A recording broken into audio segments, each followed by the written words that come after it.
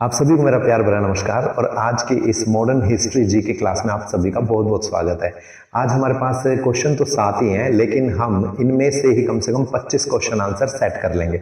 आप देखिए किस तरह से वो होगा। 1885 में कांग्रेस की स्थापना किसके द्वारा की गई? तो क्वेश्चन आया है कांग्रेस की स्थापना कब हुई। आप ये पहले तो ये देखें 1885 में हुई, किसके द्वारा की गई? तो यहाँ पे ऑप्शन है Badruddin Tayyab, Annie Besant, Sarojini Naidu, A O. Hume. तो सबसे पहले समझ लें, इसका सीधा आंसर ले लेते हैं। कांग्रेस की स्थापना 1885 में की ए.ओ. ह्यूम ने। ऐसे क्वेश्चन आ सकता है किस अंग्रेज ने भारतीय राष्ट्रीय कांग्रेस की स्थापना की थी और कब की थी? तो आप बताएंगे ए.ओ. ह्यूम ने की थी, 1885 में की थी। और किसकी स्थापना हुई थी? भारतीय राष्ट्रीय कांग्रेस की। अब इसके ऑप्शंस पे बात कर लेते हैं। फर्स्ट ऑप्शन जो दिया गया वो है बदरुद्दीन तैयब। अब बदरुद्दीन तैयब कौन थे? क्वेश्चन ऐसे आ सकता है कि भारतीय राष्ट्रीय कांग्रेस के प्रथम मुस्लिम अध्यक्ष कौन थे? तो आप बताएंगे भारतीय राष्ट्रीय कांग्रेस के पहले या प्रथम मुस्लिम अध्यक्ष जो थे वो थे बदरुद्दीन तैयब। तो यहां से एक और क्वेश्चन हमें मिल गया। इसके बाद एक और ऑप्शन हमारे पास है एनी बेसेंट। क्वेश्चन ऐसे भी आ सकता है कि भारतीय राष्ट्रीय कांग्रेस की प्रथम महिला अध्यक्ष कौन थी? तो आप बताएंगे जो प्रथम महिला अध्यक्ष थी वो थी एनी बेसेंट। आगे हमारे पास ऑप्शन है सरोजिनी नायडू। तो यहां पे क्या क्वेश्चन बन सकता है? क्वेश्चन ऐसे बन सकता है, क्योंकि एनी बेसेंट जो थी वो भारतीय मूल की नहीं है, वो इंग्लिश है। तो इसके अलावा सरोजिनी नायडू पे कैसे क्वेश्चन आए कि भारतीय राष्ट्रीय कांग्रेस की प्रथम भारतीय महिला अध्यक्ष कौन थी? तो आंसर आएगा यहाँ पे सरोजिनी नायडू। तो इस तरह से आपने देखा कि हमने एक क्वेश्चन से 5 क्वेश्चन सेट किए। एक तो प्रथम मुस्लिम अध्यक्ष, दूसरा प्रथम महिला अध्यक्ष, तीसरा प्रथम भारतीय महिला अध्यक्ष, चौथा जिसने शुरुआत की, और पांचवा कब हुई? 1885 में, 1850 में। तो अब बढ़ते हैं दूसरे क्वेश्चन की तरफ। इनमें से कौन से अधिवेशन में कांग्रेस 2 समूहों में बट गई? सबसे पहले तो यहीं के हम एक यहीं पे आंसर लेते हैं कि 2 समूहों में, कौन से समूहों में? तो आप बताएंगे नरम दल और गरम दल, यानी कि रेडिकल्स एंड मॉडरेट्स। ये दोनों अलग अलग हुए, इनके रास्ते अलग अलग हो गए, क्योंकि रेडिकल्स चाहते थे पूरे भारत भर में अंग्रेजों के खिलाफ जोरदार प्रदर्शन होना चाहिए, और रेडिकल्स जो थे यानी कि जो गरम दल वाले थे, उनका कहना ये था अगर हिंसा भी करनी पड़े तो हिंसा करें अंग्रेजों के खिलाफ। लेकिन जो दूसरी तरफ नरम दल था, मॉडरेट से, वो क्या चाहते थे? वो एप्लीकेशन से, भूख हड़ताल से, धरने प्रदर्शन करके, लेकिन अहिंसावादी तरीके से वो अंग्रेजों को मनाना चाहते थे। तो इन दोनों में तकरार होती है। तो ये कब अलग होते हैं ये पूछा गया कि कौन से अधिवेशन में इनका बंटवारा हो जाता है। तो इसका आंसर पहले सीधे बता देता हूं आपको, 1907 सूरत में। कब हुआ? 1907 सूरत में। कई बार आता है कांग्रेस के सूरत अधिवेशन के, जो कि 1907 में हुआ था, उस अधिवेशन के अध्यक्षता किसने की थी? अधिवेशन की अध्यक्षता किसने की थी 1907 सूरत के? तो आप बताएंगे रास बिहारी घोष। किसने? रास बिहारी बोस मत बोलना, कंफ्यूजन हो जाता है बच्चों को। रास बिहारी घोष की अध्यक्षता में होता है सूरत अधिवेशन। कब होता है? 1907 में होता है। इसमें क्या बड़ी घटना घटती है? जो रेडिकल्स हैं, मॉडरेट्स हैं, वो अलग अलग हो जाते हैं, यानी कि गरम दल और नरम दल ने अपने अपने रास्ते अलग बना लिए थे। इसके बाद हमारे पास दूसरा ऑप्शन है 1916 लखनऊ। इसमें क्या हुआ था? 1916 लखनऊ का जो अधिवेशन हुआ, ये अधिवेशन, इस अधिवेशन में क्या होता है? नरम दल और गरम दल जिन्होंने अपने रास्ते अलग अलग कर लिए थे, उन दोनों ने वापस वो यूनिटी में आ जाते हैं, वो एक साथ आ जाते हैं और एकीकरण वापस हो जाता है। किन दो का?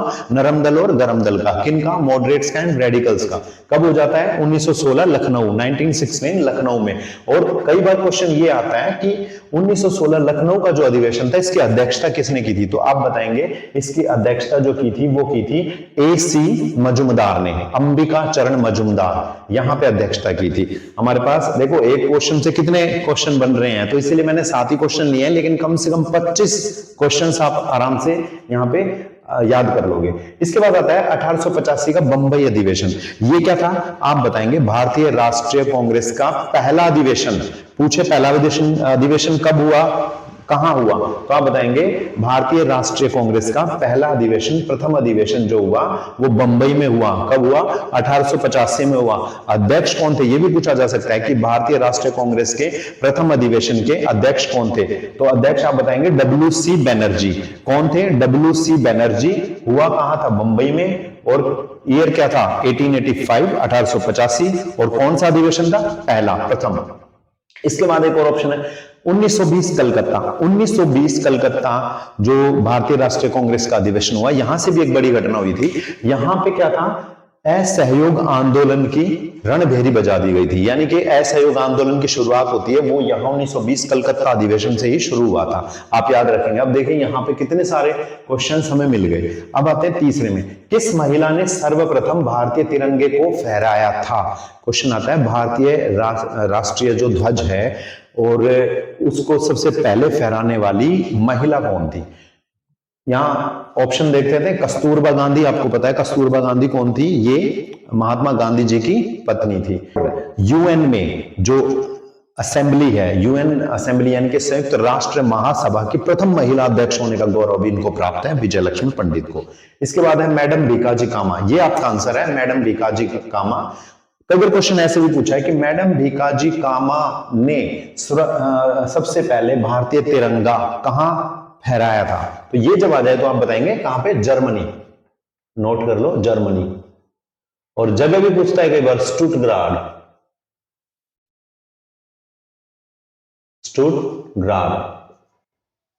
स्टुटगार्ड में फहराया था, ठीक है, हो गया। कैप्टन विजय लक्ष्मी सहगल, इसके बाद जो फोर्थ ऑप्शन है वो है कैप्टन विजय लक्ष्मी सहगल। ये कौन थी?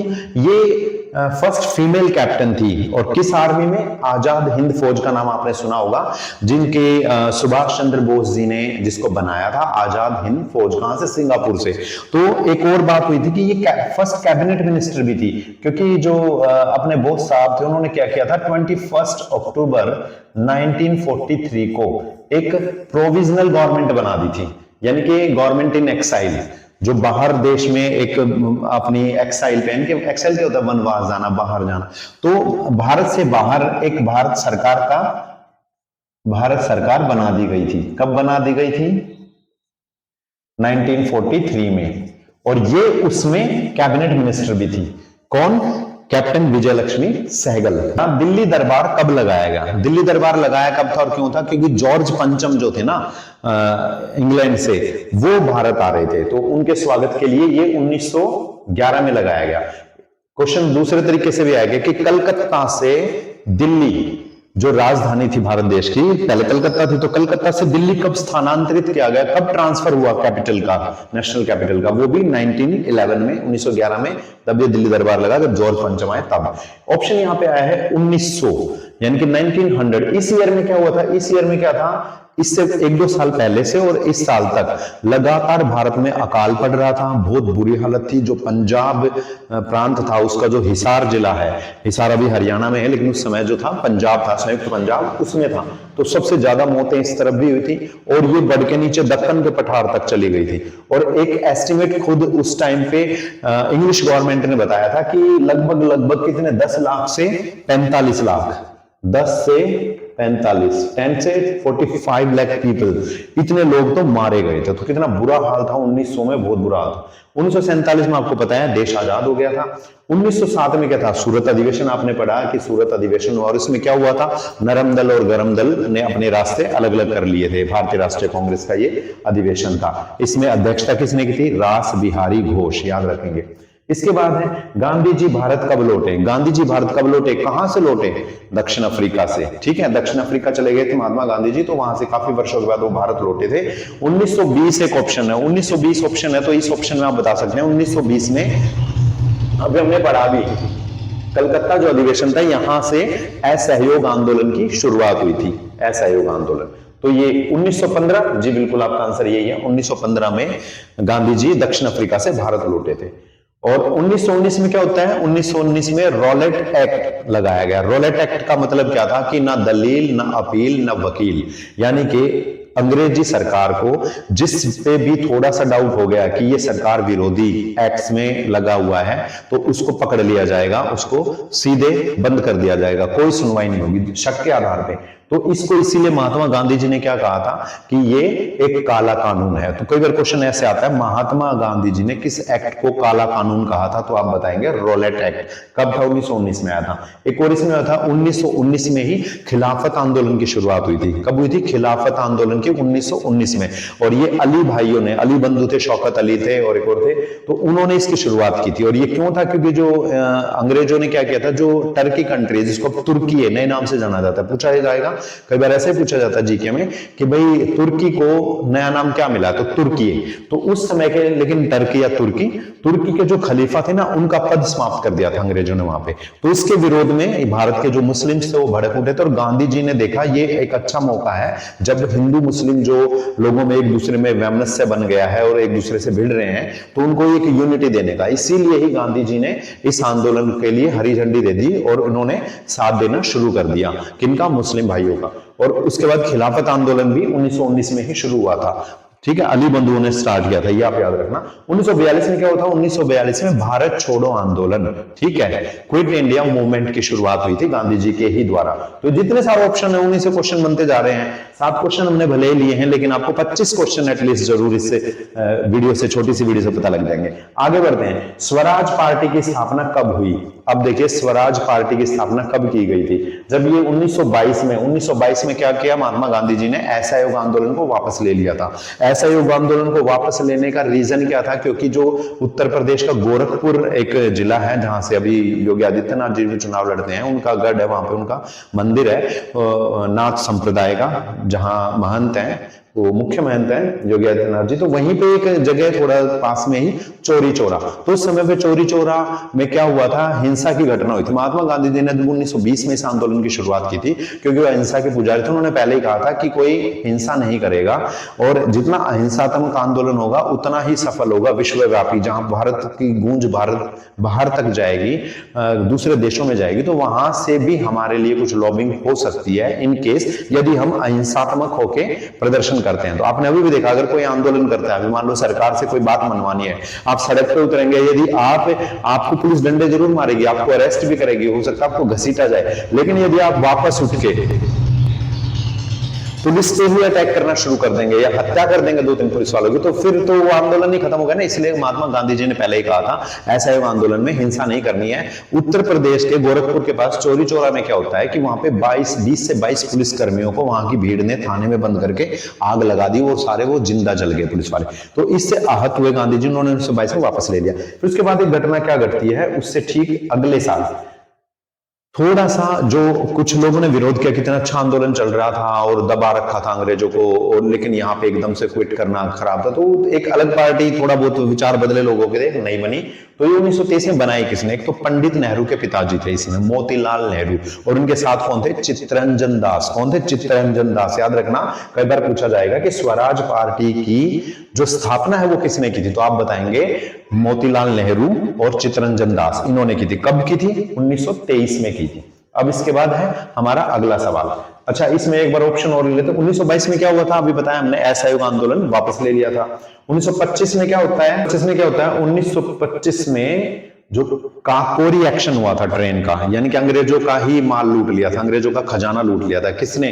राम प्रसाद बिस्मिल जी का नाम आया था, राजेंद्र लाहिड़ी जी का नाम आया था, सान्याल जी थे, उनका नाम आया था। उन सभी को हालांकि फांसी हो गई थी, ठीक है, 1925 में। तो 1928 में क्या हुआ था? साइमन कमीशन भारत आया था। साइमन कमीशन भारत आया, और उसका विरोध क्यों हुआ? क्योंकि उसमें जो 7 सदस्य थे वो 7 के 7 अंग्रेज थे, किसी भी भारतीय को उसमें शामिल नहीं किया गया था, इसलिए इसका विरोध हो रहा था। 1928 में ऐसा हुआ था। इसके बाद किसने अमेरिका में गदर पार्टी की स्थापना की थी? अब क्वेश्चन है, गदर पार्टी की स्थापना कहां हुई? अमेरिका में हुई। अमेरिका में ये भी पूछ ले कि अमेरिका में कहां हुई, तो आप बता देंगे सैन फ्रांसिस्को, एक शहर है सैन फ्रांसिस्को, वहां पे गदर पार्टी की स्थापना की गई थी। किसके द्वारा की गई? यहां देखो,